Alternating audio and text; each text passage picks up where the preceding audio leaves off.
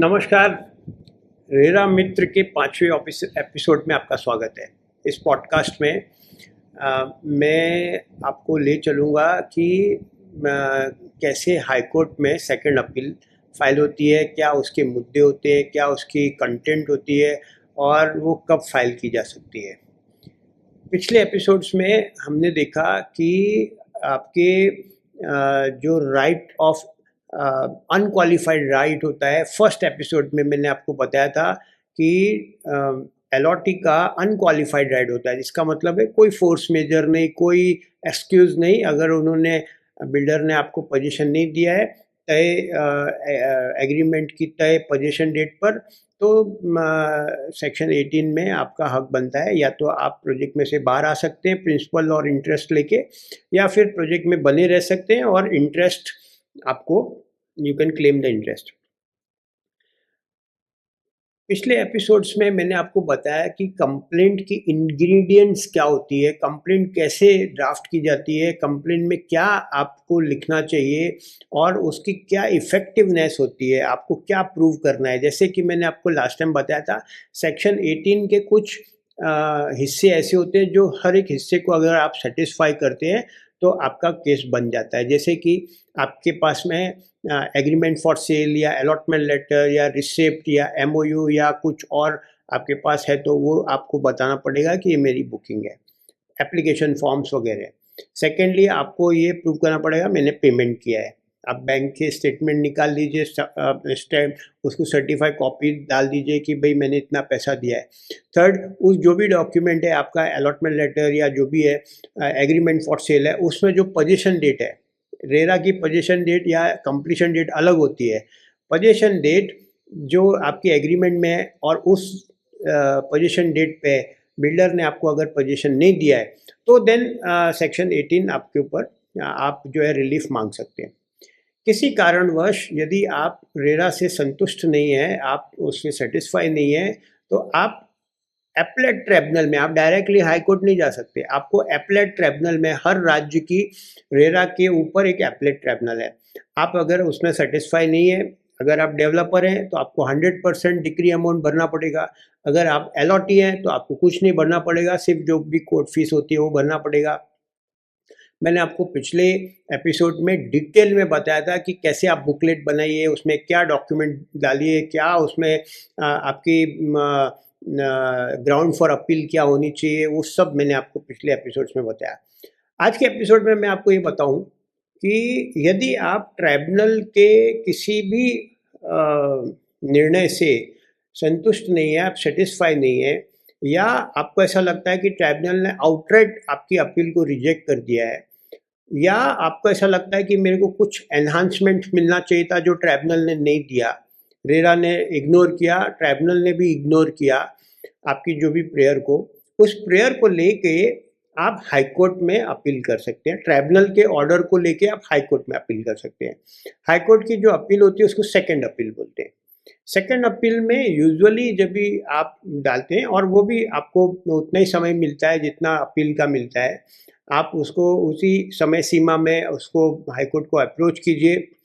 यदि थोड़ा लेट हो जाए तो फिर भी अलाउ होता है कंडोनेशन डिले, आपको हाई कोर्ट को सेटिस्फाई करना पड़ेगा कि क्यों आपने डिले किया। लेकिन यदि आपने अपील उस समय सीमा पे अगर आपने फाइल कर दी है, तो उस सेकंड अपील में क्या होना चाहिए।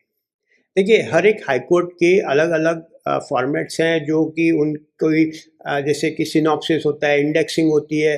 वो आप क्या कीजिए, कोई क्लर्क जो हाई कोर्ट का रजिस्टर्ड क्लर्क होता है, वो आपकी पूरी बुकलेट बना देगा। आपको एक्चुअली कॉन्सेंट्रेट ये करना है कि हाई कोर्ट का ध्यान आकर्षित करने के लिए आपको फिर से क्वेश्चन ऑफ लॉ फ्रेम करने पड़ेंगे, जो कि कोई भी एडवोकेट यदि होगा तो वो निश्चित तौर पे आपको रिप्रेजेंट कर सकता है। यहाँ पर चार्टर्ड अकाउंटेंट या कंपनी सेक्रेटरी नहीं कर सकते, यहाँ सिर्फ आपको एडवोकेट ही हाई कोर्ट लेके जा सकता है। आप खुद भी अपनी पैरवी कर सकते हैं एज अ इन पर्सन, और एडवोकेट भी कर सकते हैं। लेकिन जब क्वेश्चन ऑफ लॉ आता है तो it is preferable that you must be represented by some advocate. बहरहाल, लेकिन जब तक आप खुद उसको नहीं बताएंगे या आपको खुद आप अपने केस को प्रेजेंट नहीं करेंगे अपने खुद की इन पर्सन में या एडवोकेट के थ्रू, आपको बताना तो पड़ेगा हाई कोर्ट को कि मैं क्यों आपके पास में फिर से आया हूँ, क्योंकि अपीलेट ट्रिब्यूनल ने मुझको जो मैंने चाहा था वो निर्णय नहीं दिया, और मेरे को ऐसा लगता है कि या तो कुछ इग्नोर हुआ है या फिर ट्रिब्यूनल को समझ में नहीं आया मैं क्या बोलना चाहता हूँ, या कोई पर्टिकुलर स्पेसिफिक जो प्रोविज़न है रेरा का वो उन्होंने नहीं माना है, या कोई ऐसी लैंडमार्क जजमेंट्स आई थी जो कि मैंने प्रोड्यूस की थी ड्यूरिंग अपील, फिर भी उसको माना नहीं गया, तो आप उसको हाई कोर्ट को लेके जा सकते हैं. So again there will be a ground for appeal, ground for the second appeal. The second appeal की जो इंग्रेडिएंट होती है, usually high courts is not interested in question of fact.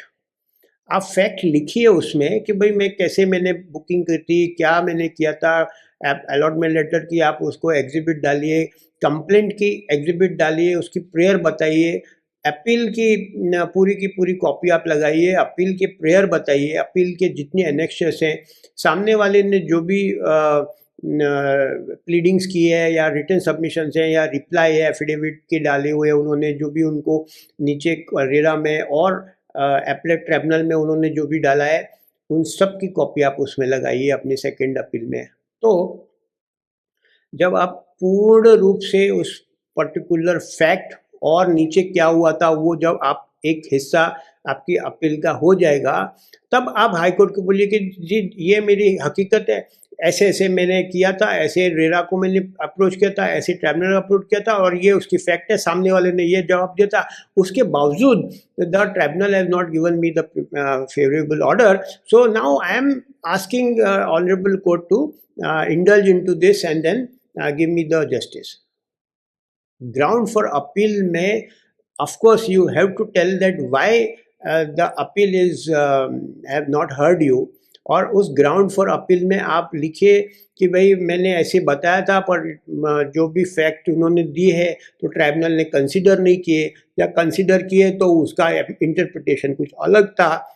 ये आपको ग्राउंड फॉर अपील में कहना. लेकिन हर एक हाई कोर्ट सबसे पहले आपसे पूछेगा what is the question of law. आप क्या ऐसा चीज जो अपील जो होती है वो यूजुअली क्वेश्चन ऑफ लॉ पे होती है, क्वेश्चन ऑफ फैक्ट पे नहीं होती.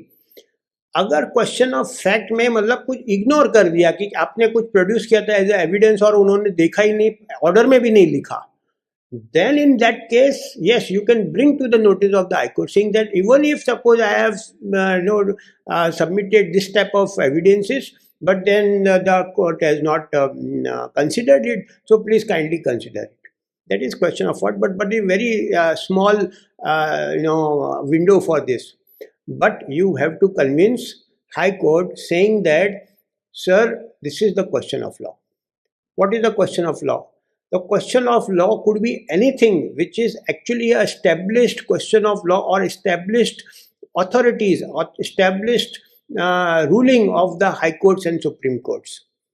जैसे कि मैं आपको एक जैसा एग्जांपल देता हूँ कि भाई क्वेश्चन ऑफ लॉ में आपने बताया कि एग्रीमेंट फॉर सेल हो या फिर अलॉटमेंट लेटर हो या फिर वो आपको रिसिप्ट दी गई हो, नीचे ट्राइब्यूनल ने ऑलरेडी उसको माना हुआ है, हाई कोर्ट ने भी माना हुआ है, या फिर जैसे क्वेश्चन ऑफ लॉ है कि भाई जब आपको वो रिफंड कर रहा है तब वो कुछ फोरफिट कर देता है अमाउंट, तो आप कुछ ऐसे दाखला दे सकते हैं सुप्रीम कोर्ट के या हाई कोर्ट के कि भाई फोरफीचर के टाइम पे मेरी कोई फॉल्ट नहीं थी और इन्होंने जो है the builder can not forfeit my amount or any part thereof for this.